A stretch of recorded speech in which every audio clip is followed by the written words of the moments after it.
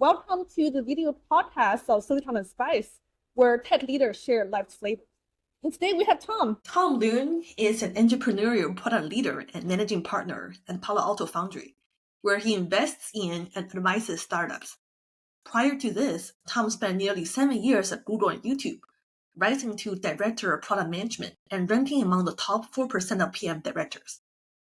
I had the pleasure of taking Tom's highly recommended Maven class last December, and it was a truly fantastic learning experience.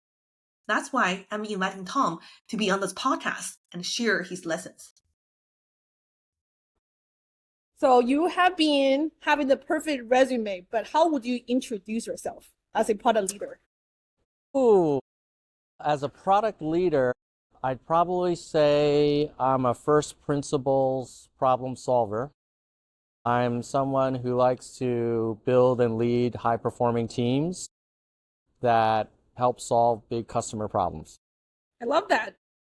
It was very concise, but also talk about that as a PM, you're a problem solver. Nice. Yeah. I think that's kind of the main thing we get hired for. Yeah.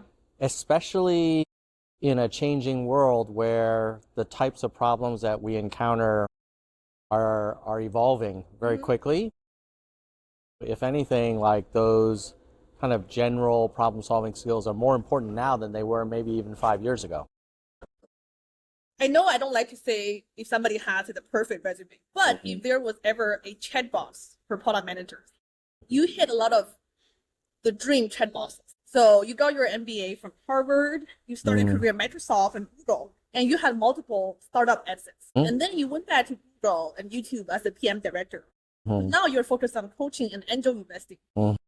But my question is, what are some challenges in different phases of your life? That is the funny thing about LinkedIn is that everybody tells this great story on LinkedIn, but all of those things that you described, I encountered many challenges in all of them. Yeah, thank you for being honest. Oh yeah, for sure. My startups exited, they were acquired, but not for what people put in. So they weren't like the big wins. Yes, I was at Google in 2006, but it had already gone public. So I wasn't like ground floor. And Harvard, I graduated probably in the middle of my class. So, but it's like, I think everybody goes through challenges and struggles. And that's part of the journey. How do you learn from them? How would you compare your startup era versus sort of big corporations, later stages of leading a big team? Yeah. Well, hopefully the noise cancellation will work.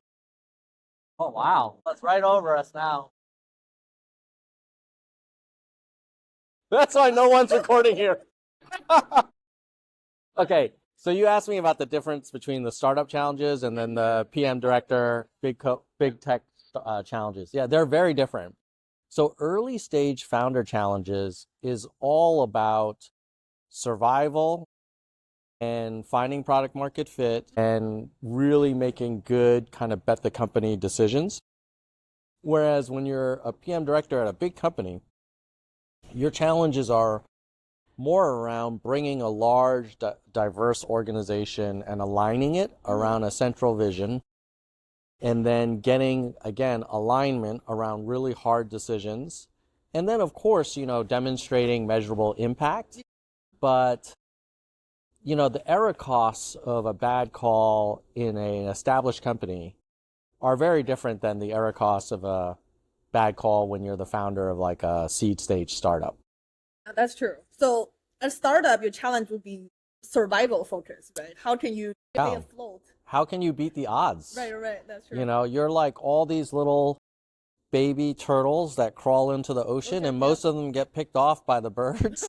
So you're like, how do I get into this water? Whereas when you're at a big established company, you're like kind of operating like a large herd of animals that you're kind of leading a large herd, across the savannah. Like most of them will likely survive, and you're not likely to, not live anymore. So it's just a different, it's still challenging, but for different ways. So the PM Director Challenge is very much about you and your peer directors. So director of Eng, design, marketing, sales. Can you all get alignment and agreement on the big bets to make? Can you convince the VPs above you, all of that? And then can you bring the whole org along and tap into their insights and their wisdom? Yes. So that's super hard too. It's just, maybe that one's like flying like a large plane, like there's a million dials and you have to get it right. But you're not like a little turtle getting like attacked every day by eagles. Good analogy. Yeah. Would you say you have preferences over one or another? Or you enjoy them in different stages of your life? There are no regrets. Yeah, I actually was just having a coffee earlier today with a former colleague who I worked with at Google in 2006. We were talking about what were some of our favorite teams, and we both really enjoyed our 06 to 08 time at Google. Right after the went public, was still growing like crazy. And we were this little team of maybe like 5 or 6 engineers, me and a designer. And we were building a 0 to 1 product, and it was so fun. It was so fun. Because you had funding, you weren't out fundraising, like a startup. But at that time, I think maybe the company had like 1,000, maybe a few thousand, maybe, I don't know, I'd have to look it up, but call it 5,000-10,000 people in that neighborhood. And so it was just a very different company than it is today, where it's like, massive. So for me, that was one of my favorite times, because it was entrepreneurial, but it still had like some of the air support from a big company. Yeah. And those opportunities, they don't come that often, because now if you work on a 0 to 1 at a FANG company today, well, there's a lot of attention on it, because by definition, like the company's going to bet scarce resources on it. And so let's say if you were at YouTube and you were one of the founding team of the YouTube Shorts initiative, which has been super successful, even though like they started after TikTok. That was incredibly impactful, and I take my hat off to that team. And I feel like they had a much harder job than other 0 to 1 projects, because there was so much attention. It was a major YouTube bet, right? Whereas my thing was like, when Google was launching a new product every month, and there were like hundreds of 0 to 1 things. So we kind of had, it was like, that's a unique time. And, if you encounter a company that has a major cash machine and is growing crazily, and then can make a lot of bets, and you have an opportunity to work on one of those many bets, like that's a pretty special time. Sweet spot. Yeah, they're rare. Yeah. I think if there was a dream job, that would be the dream job for people. You have that financial stability. Yes. Company. And you can also do some trial and errors. Yes. Without the immense pressure, everybody looking at Exactly. Only trade-off is that the upside is capped. Right. Whereas if you were the founder, you could do a lot better financially. That's true. The next question is, actually late last year, I took Tom's Maven class about how to improve your executive review. And then I love that class. I even pulled some coworkers to join me, and then we're going to do some internal share outs within the company very soon. So my question for you is, like, how would you provide 3 tips, the magic number, 3 tips for any experienced PM on how to get better in their exec review? Because that feels like a fundamental PM skill. Right? Yeah. You could do your requirement, you could talk to customers with empathy, but if you cannot present to leadership, to that, getting that vision, come across to them, I mean, it feels like a 50% failure, right? Yeah, you have to be good at that, and you have to become good at that. And like everything in life, not all of us are born to do those reviews. And I certainly had my struggles earlier in my career. In fact, I remember when I'd come back to Google after like a 7-year hiatus between the first time I worked there and the second time, and I came back and it was a much bigger company. And so the expectations for the decks and everything were way higher. And I was kind of operating in 2006 mode in 2016. Okay. And it was a rude awakening where I was like, oh shoot, I need to like up my game here, because like the whole like we're just going to make this informal and whatever, like that wasn't going to work. So the 3 tips I would offer for folks that are trying to work on that. First is spend a lot of energy being super clear on the purpose of the review. What question are people trying to answer? What decision are people trying to make? Because if you get that even 20 degrees wrong, like it'll be very hard to have a good outcome of your review. It's kind of like when you build a product, you want to be clear about the customer problem. So when you're going for an exec review, you got to be clear about the exec problem. Do they want to know like just a status report? Rarely. Sometimes.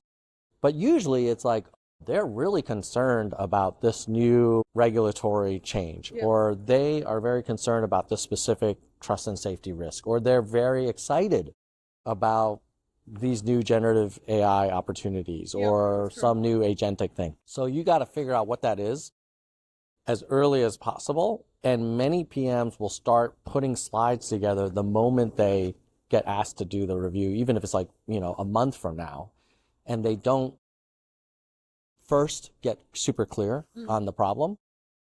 The second thing is, I hate to say the word because it's become kind of a negative term, but pre-wiring.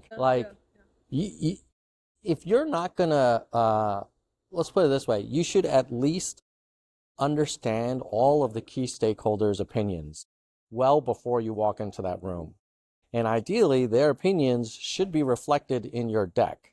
It may not be your recommendation, but you need to acknowledge that, okay, yes, the eng lead is really concerned that all this new feature work is deferring all of this technical debt that we had promised we were going to clear out. Or the marketing person feels like we haven't had enough like whiz-bang features, and we're only doing like, meat and potatoes features. They want more exciting stuff that will capture more attention. Whatever it is, like you need to know what those things are. Socializing the ideas or the option to your cross-functional partner. Yes. And once again, it is like developing a product. They are your customers. So why not, interview them and find out where they stand.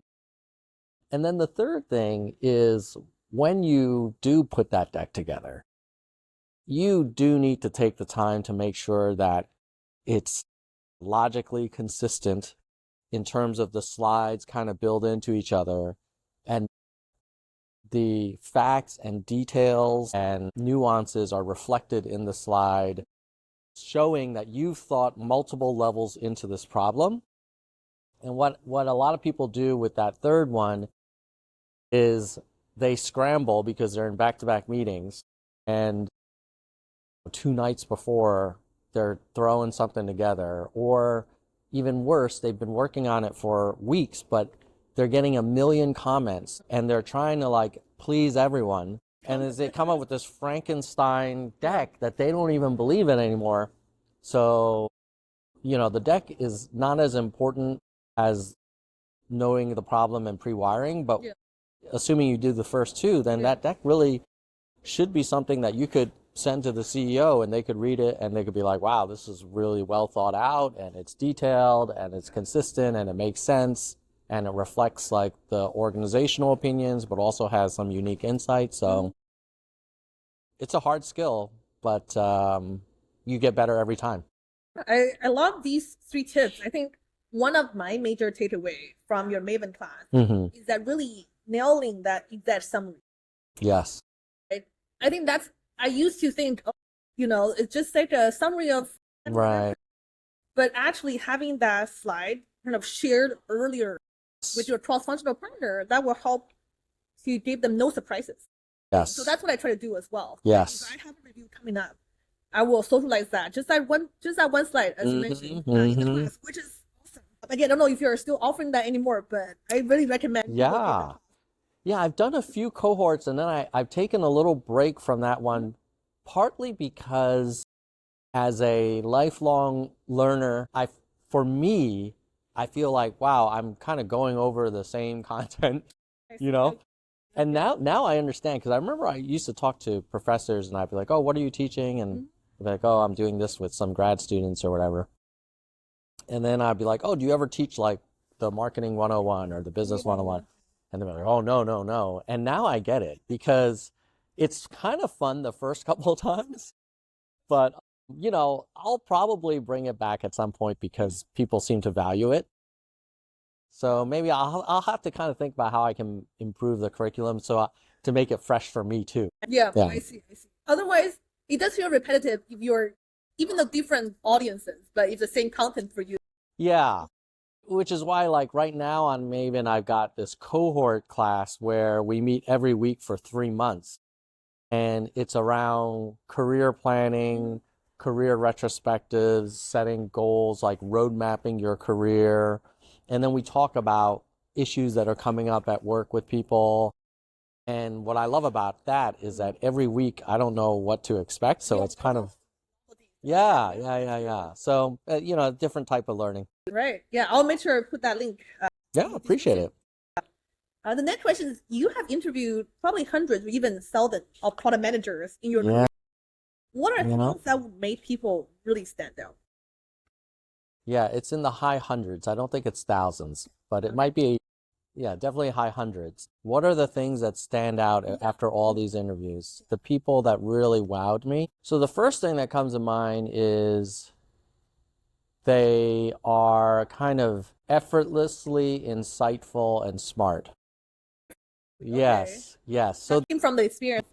Yeah, and so like my approach to interviewing is less about like, I'm going to ask you these 10 hard questions. And I try and make it more conversational because I feel like I can get to know people better that way. Yeah.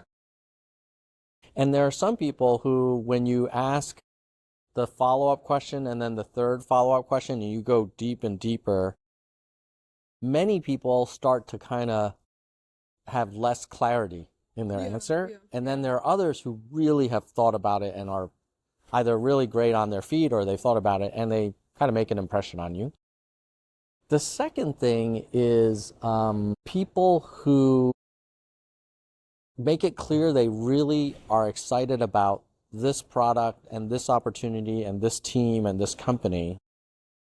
And they do it just enough so that it's clear this would be a top choice for them.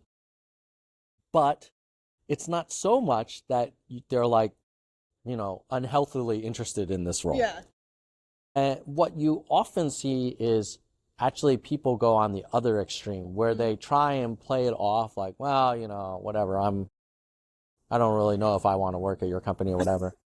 And you're like, okay, then why are you here? I mean, they won't say that. You have the vibe. Yeah. And I think it's often because they don't want to appear on the other extreme. So it's kind of a calibration thing.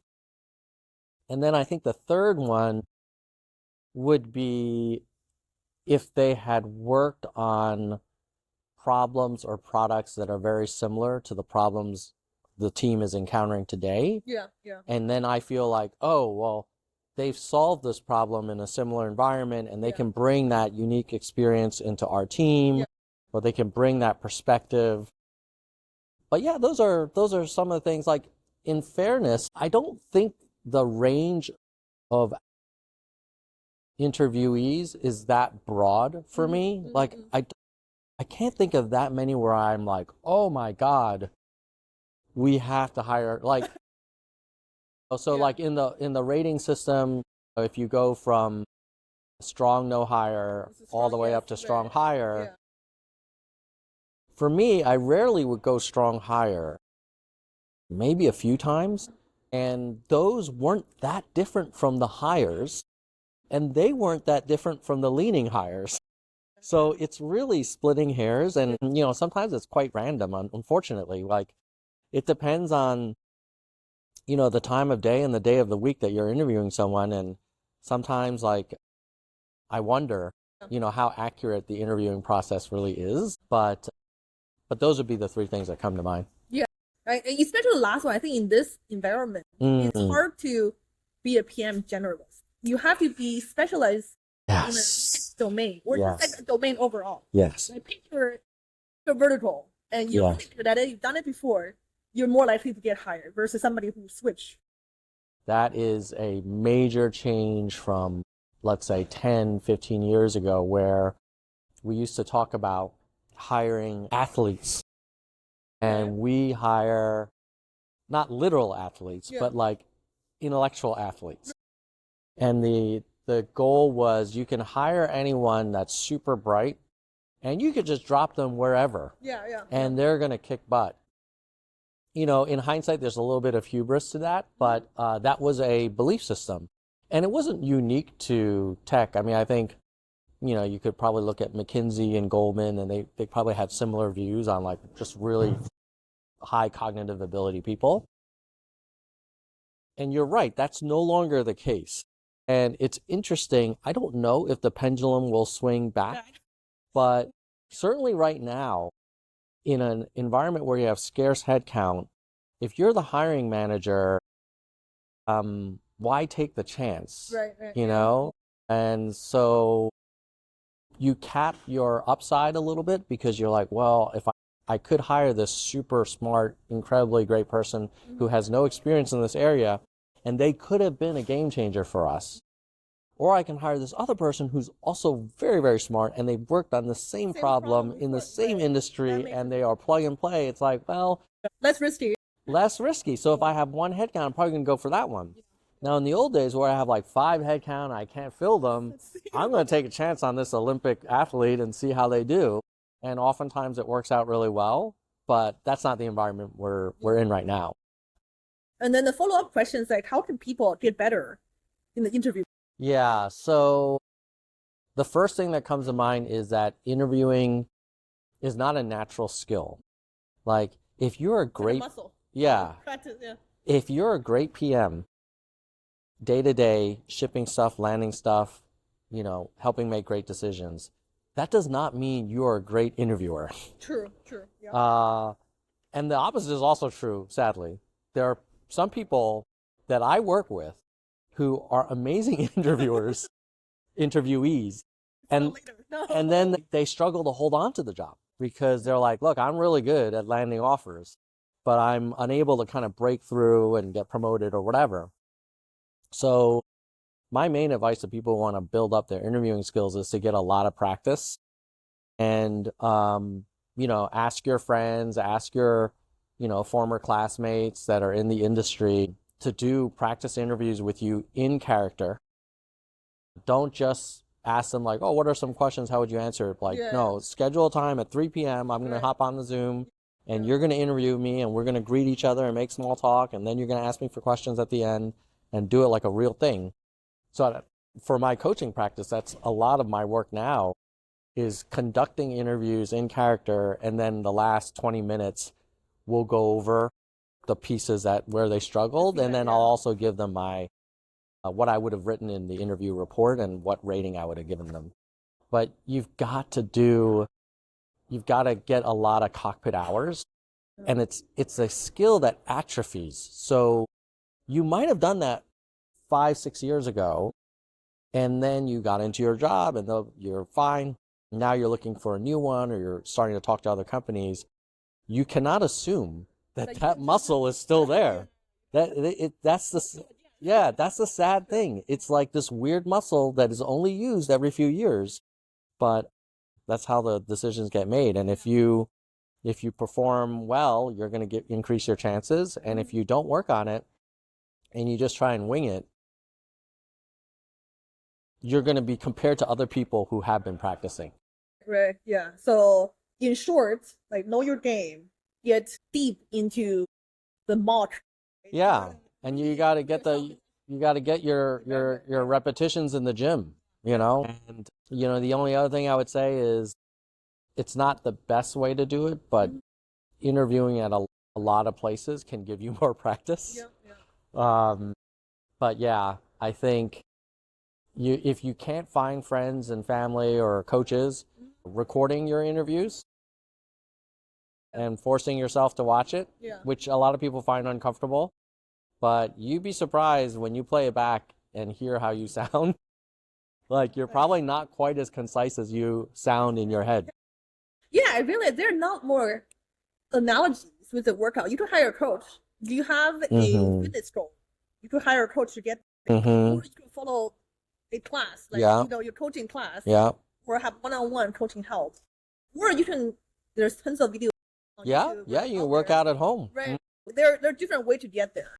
Somebody has a timeline in mind. That's why I tell my friends who want to switch jobs, like having a coach can really help you get there faster. Yeah, it also builds a little bit of accountability. Yeah. Where if you have a problem with procrastination, right, you don't go to the gym every day. Yeah. So it applies. All right, thank you. Now the bonus question. Since I work at Stitch Fit, I actually got this from my Stitch Fit Nice.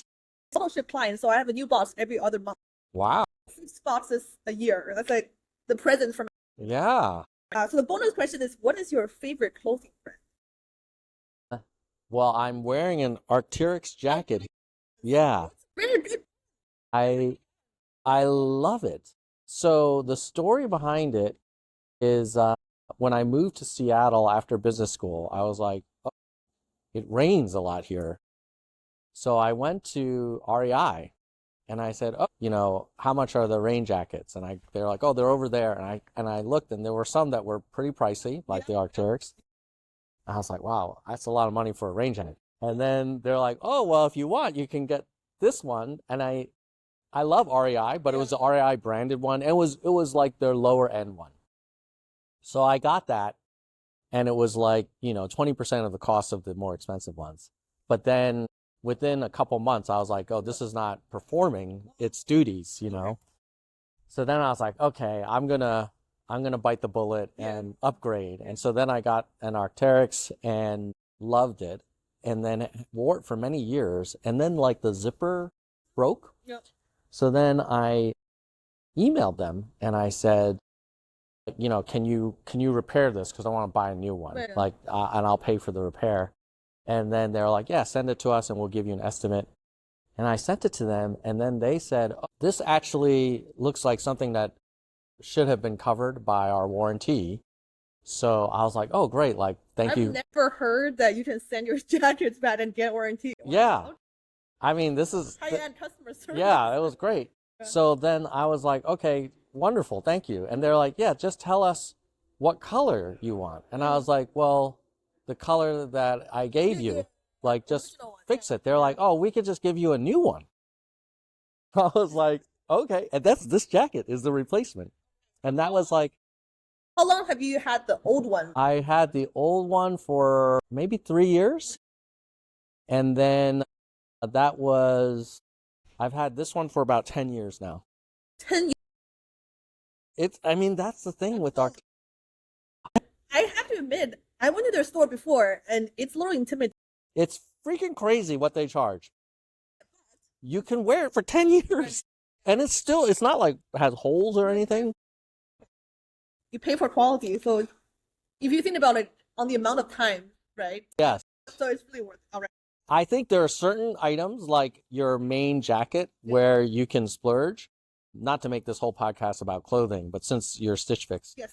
I have this like barbell strategy where on the other extreme, like I will buy t-shirts, solid colored t-shirts from Costco.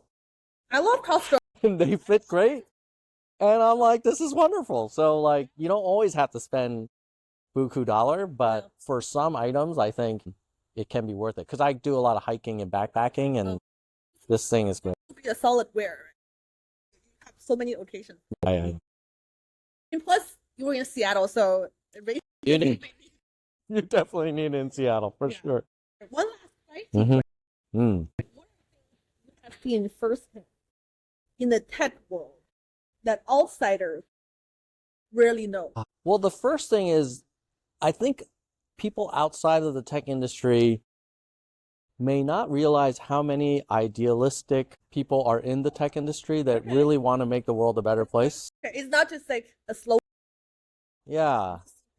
Yeah, no, like I was at Google Health for almost 4 years, and we knew we were trying to solve a very intractable problem. Yeah. But we were all like, if we could make this work and we could land some impact, like it could help millions of people's lives kind of thing, Yeah.